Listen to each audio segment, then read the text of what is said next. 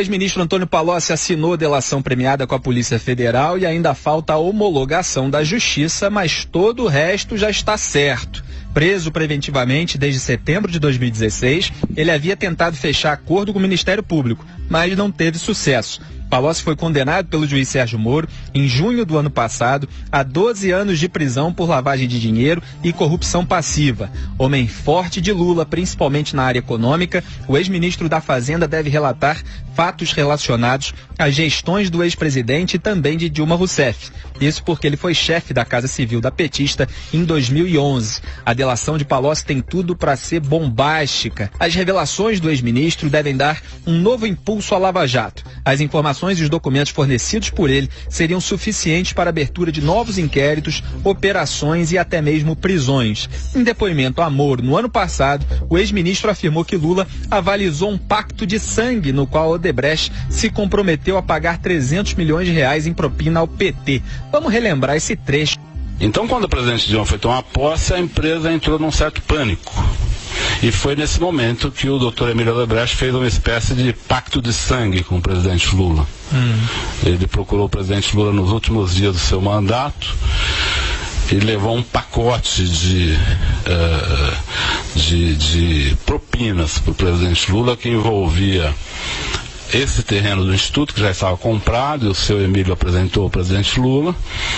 O sítio para uso da família do presidente Lula, que ele já tinha feito, já estava fazendo a reforma em fase final, e ele disse ao presidente Lula que o sítio já estava pronto. Ele também disse ao presidente Lula que ele tinha à disposição dele para o próximo período, para ele fazer as atividades políticas dele, 300 milhões de reais. A gente sempre pregou, sempre quis que Antônio Palocci abrisse o bico. A questão é o quanto será que ele abriu, porque se ele está fechando a delação com a PF, há informações de bastidores de que ele não estaria entregando pessoas com foro privilegiado, só pessoas sem foro privilegiado, mas o Palocci é um baú ali, é uma caixa preta que sabe de muita coisa. É o mais importante acordo de colaboração com a justiça, o que chamam de delação premiada, dos últimos anos, não tem a menor dúvida. Agora vai se entrar num campo minado por onde se moveu o ex-presidente Lula. Esse acordo demorou a ser fechado justamente porque o Palocci não queria entregar tudo.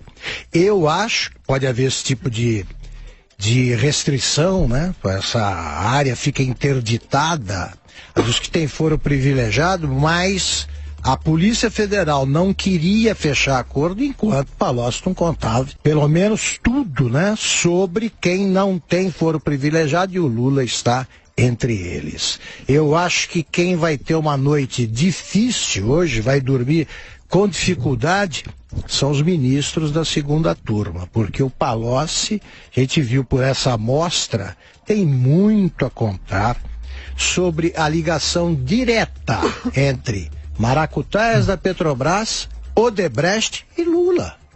Ele sabe tudo, é o italiano, ele administrava a conta. E ele disse aí com todas as letras que é isso aí. A Odebrecht financiou o sítio de Atibaia, as obras, porque estava grata ao Lula pelos favores prestados, o que incluía obras da Petrobras. Está na cara. Agora que o Palocci vai contar isso tudo, eu quero ver que desculpa vão arrumar para tirar do juiz Sérgio Moro os trechos da delação da Odebrecht que envolvem Lula até o pescoço. É isso aí, a temporada dessa série brasileira tá emocionante. Num dia a segunda turma tira as menções a Lula das delações da Odebrecht das mãos do juiz Sérgio Moro. No outro, a PF fecha essa delação com Antônio Palocci, que deve ser homologada nas próximas semanas. E se de fato não há menção a criminosos com foro privilegiado, o responsável pela homologação fica sendo o juiz federal Sérgio Moro. Se não, seria o ministro do STF, Luiz Edson Fachin, relator da Lava Jato no Supremo, que aliás deu um voto lá no STF contra a Polícia Federal fechar delações.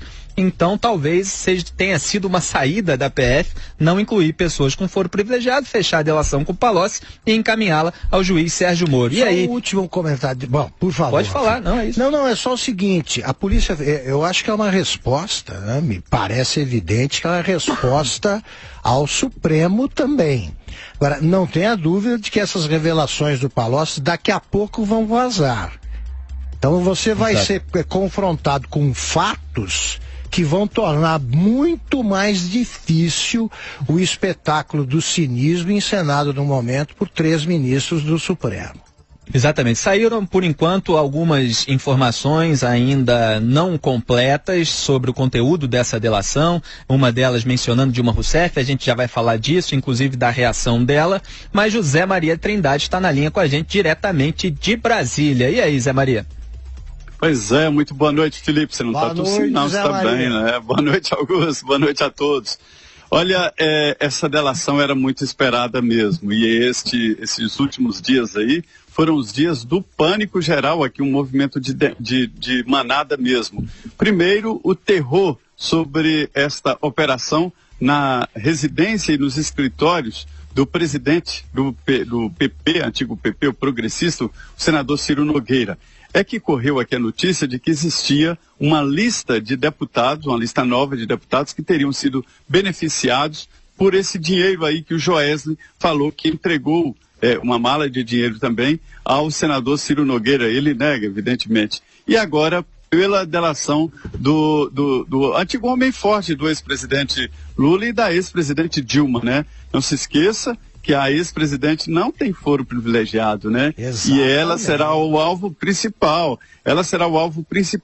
E mais ainda, a Polícia Federal pode fazer delação, desde que o Ministério Público participe. Esta foi a decisão do Supremo Tribunal Federal. Eu achei muito inteligente essa história aí de dividir a delação sem a participação de foro privilegiado, né? O Moro usou muito isso no início. Quando alguém falava de deputado, estamos falando de pessoas que não tenham foro e tal. E conseguiu levar a investigação adiante, sem o Supremo.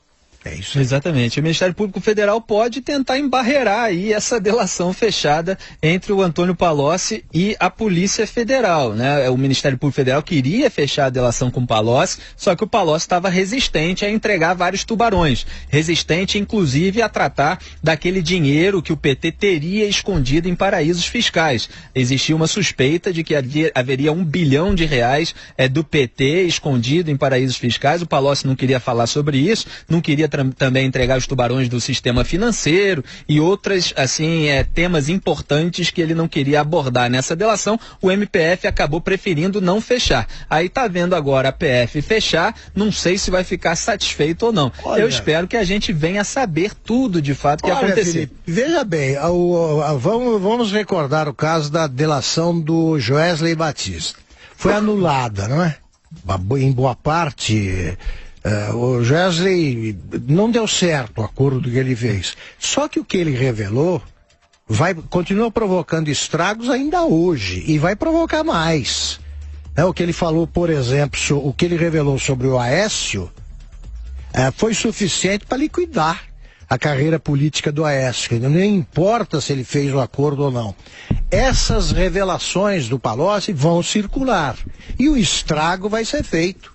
Ainda que o fechamento do acordo encontre problemas e tal, eles vão divulgar esses fatos e o tamanho da confusão vai inibir, eu acho, pelo menos agora, vai inibir um pouco os advogados que se usam a toga como disfarce para agir como defensores de bandidos. Ô Augusto, a diferença, só explicar aqui que a diferença é a seguinte: no caso dos Wesley, né, eu gosto de falar isso, os Wesley, a diferença é que nas regras da delação premiada, né, ninguém pode não falar tudo, não pode ser uma delação pela metade, no caso eles fizeram. E continuaram delinquindo depois da delação. Aí a regra diz o seguinte, que quando esse lado, né, o lado do delator, quebra as regras, o conteúdo da delação pode ser usado, né, e ele não tem o benefício. Então é o que deve acontecer. No caso do Palocci, ele não vai quebrar a regra porque ele está preso. E ele não é bobo de falar metade. A informação aqui é de que a dificuldade da delação do Palocci era dinheiro, era devolução de dinheiro. Ah, tá. Perfeito. Exatamente. E espero que haja provas, né? Também havia essa dificuldade, pelo menos em informação de bastidor, de que ele falava coisa, mas não poderia provar. Sempre há esse discurso na hora de fechar delações. Aquela história que falávamos ontem, né, Felipe? Tem que mostrar o dinheiro identificado. Eu vim da Petrobras e vou para o sítio do Lula. É isso aí que eles acham que é prova. Aí também já é demais, né? Isso aí a gente comentou ontem. A história do Palocci é redonda, imagina, o cara viu tudo. Exatamente.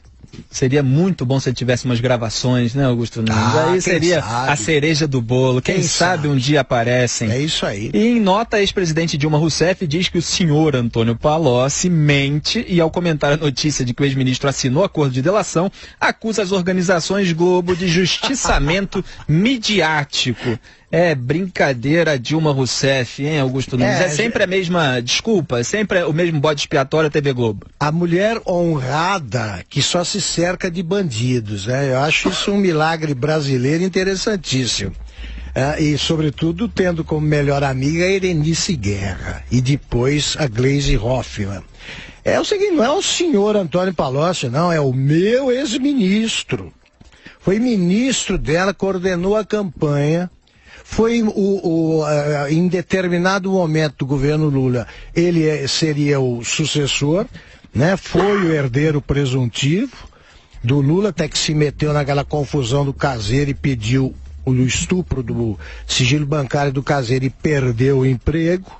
Agora, ela chama de senhor, pelo distanciamento, eles não se conhecem bem, nunca se chamaram de você. Quem é que ela quer enganar?